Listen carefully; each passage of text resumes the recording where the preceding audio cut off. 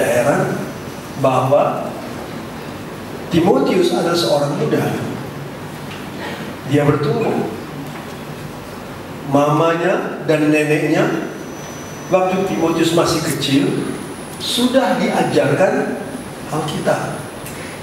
Begitu dalam 2 Timotius pasal yang pertama, di sana dikatakan oleh Rasul Paulus bahwa ibunya dan neneknya dari Timotius ini mereka itulah yang pertama-tama hidup di dalam nenekmu Lois dan dalam ibumu Eunike, dan yang aku yakin hidup juga di dalam dirimu. Apakah yang Anda berdiri daripada Timotius?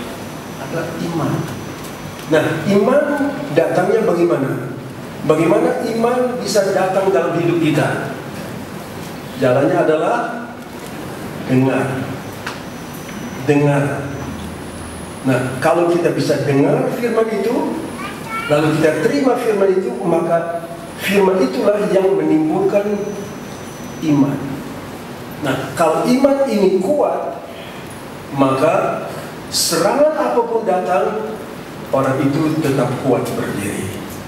Dan kalau anak muda bisa tetap kuat berdiri sampai kelakuannya tidak menjadi kotor, tidak menjadi najis, tetapi tetap kudus, bersih, maka orang tua pun tidak usah khawatir. Dia pulang pergi, sebentar lagi dia pulang. Dia sangat menghormati orang tua. Dan saudara-saudara, memang menghormati orang tua yang baik, anak pun senang sekali. Anak pun akan bangga mempunyai orang tua yang baik sekali. Dia senang karena mama, papa adalah orang yang baik kepada anaknya. Maka anak ini pun tentu membalas kebaikan juga kepada orang tua. Sehingga nama orang tua tidak dipermalukan. Kalau seorang anak membuat suatu kesalahan dalam pergaulan dengan teman-teman, lalu dia berbuat sesuatu yang tidak baik, nama orang tua dipermalukan. Orang tua nyesal, aduh kenapa kamu berbuat begini, kenapa kamu begini. Orang tua sakit hati. Nah, sebab itu orang-orang muda hormati orang tua, apalagi hormati firman Tuhan yang diajar oleh orang tua, mulai anak dari kecil sampai jadi besar. Maka dengan demikianlah kita percaya, maka keluarga pun baik-baik saja. Ya, nah begitulah Timotius. Sampai Rasul Paulus menulis surat kepada Timotius yang sudah diangkat oleh Timotius menjadi anak angkat, anak rohani daripada Paulus.